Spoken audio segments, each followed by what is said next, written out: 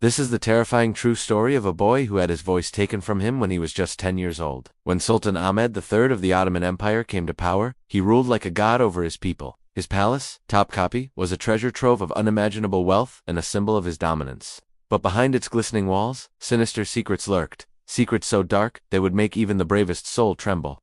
In one of the darkest chapters of this imperial tale, a young boy was snatched from his peaceful village, nestled near the Black Sea. His name was Mehmed and his life was about to change in ways he could never have imagined. He was brought to the Sultan's palace, Topkapi, under false pretenses, lured by the promise of a better life. But once inside the palace walls, his dreams of a new beginning shattered. He became a mere shadow, stripped of his identity and reduced to an object, a covert spy in the heart of the Ottoman Empire. At just 10 years old, he was deemed too young to be trusted with a name, a face, or a life of his own. He was known only as the eunuch, the young mute boy who vanished into the labyrinthine halls of power. His past was erased, his future uncertain. His parents were never mentioned again, their faces forever blurred in his memory. All he knew was that he had been taken, and now he was here, trapped in the gilded cage of his own silence. He was taken to the bathhouse, a place of cleansing and rebirth in Ottoman culture. But for our young protagonist, it was a place of torment and transformation. There, in the hot steamy depths of the baths, his most precious gift, his voice, was brutally stolen from him. With each agonizing second, his cries for mercy echoing unheard in the vast chambers. He withered away, not in body, but in spirit. But the Sultan wasn't done with him yet. The young boy was taken to the palace, a sprawling complex of courtyards, mosques, and apartments, a microcosm of the empire itself. Intricate, imposing, and utterly unforgiving. Here whispers held more power than shouts, and a single glance could convey volumes. In this world of subtle cues, the boy had to learn a new language, the language of the unspoken, where power was played out in the spaces between words in the tilt of a head or the flash of an eye. As the boy navigated the labyrinthian halls of the palace, he learned to read the unspoken signals of the imperial court. A slight glance could convey orders. A polite smile veiled threats. The art of vanishing became his forte. He could melt into the background, unnoticed, unheard, until the coast was clear, and then he would reappear, his eyes sharp, observant, always remembering. His days were spent observing, listening, becoming a living archive of the palace's secrets. He saw alliances forged and broken, heard whispers of dissent and plots of revenge. He witnessed the workings of a machine that churned out policies that affected thousands, all from the shadows, collecting his memories like precious jewels, knowing that one day they might be his only treasure. One of the most haunting aspects of the boy's existence in the palace was his proximity to the royal family, particularly the Sultan's son, Mustafa. Mustafa, groomed to take the throne after his father, seemed destined for greatness.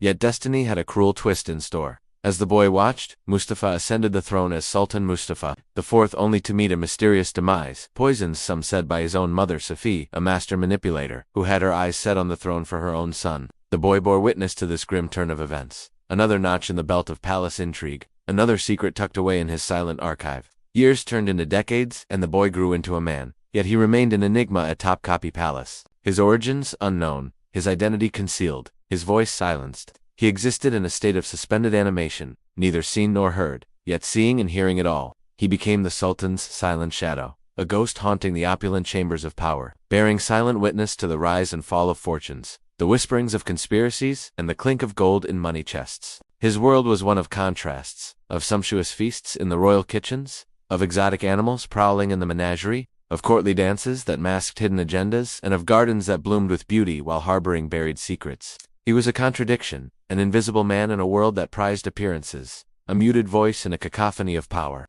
Despite being denied his voice, the boy found solace in numbers, in the patterns they formed and the stories they told. He started to see numbers not just as symbols, but as a way to understand the world around him. For instance, if he saw 4 women carrying a palanquin, he knew the Sultan's wife was inside. If he saw a procession with 8 men carrying a canopy, he knew it was the vizier on his way to the courts. Over time, he began keeping a meticulous record of what he observed, noting down numbers, patterns, and sequences that revealed the inner workings of the palace. For example, the boy would note the number of attendants carrying a particular noble's supplies. Each item had a specific number of porters assigned to it based on its value and status. Wine, for instance, was carried by 2 porters, while food for the Sultan's wife was carried by 4. Similarly, he observed the number of steps a particular official took as he ascended the palace stairs. Each official had a specific gait and mannerism that the boy carefully noted. These details, seemingly insignificant, became a secret language that allowed him to decode the messages being sent within the palace walls. He also paid attention to the smallest details, the rustle of a skirt,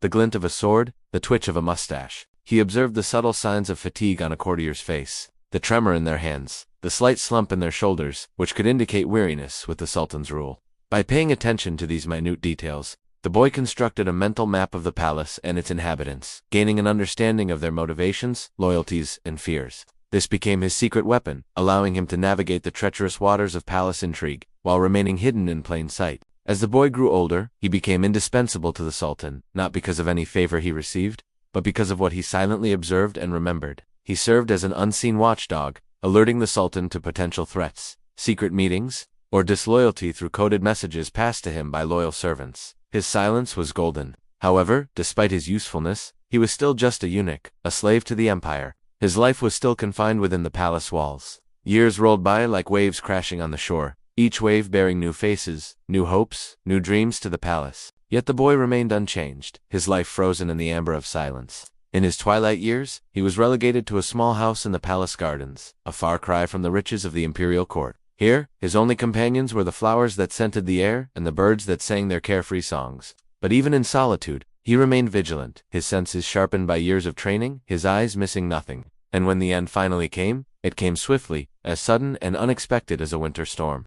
One night, as the moon hung heavy in the sky, the boy felt his time slipping away. Summoning his last reserves of strength, he began to burn the scrolls containing his memories. Each scroll a testament to a life lived in silence. Each page a story that deserved to be told, but could not. As the flames danced around him, he whispered the words, "Only the gods shall read my story," a silent scream echoing through the ages. With his passing, a library of human experience, a trove of untold stories and suppressed memories vanished into thin air. Yet the echo of his existence lingers, a reminder of the unseen forces that shape history. He may have been silenced by the empire, but his story, though untold by history, continues to resonate, a testament to the enduring power of memory and the indomitable spirit of those who refuse to be erased. The story of the boy who had his voice taken from him serves as a stark reminder of the lengths to which power will go to maintain control. His life and death, shrouded in secrecy and silence, mirror the experiences of countless individuals throughout history whose voices have been silenced, whose stories have been erased. He is a symbol of the unseen,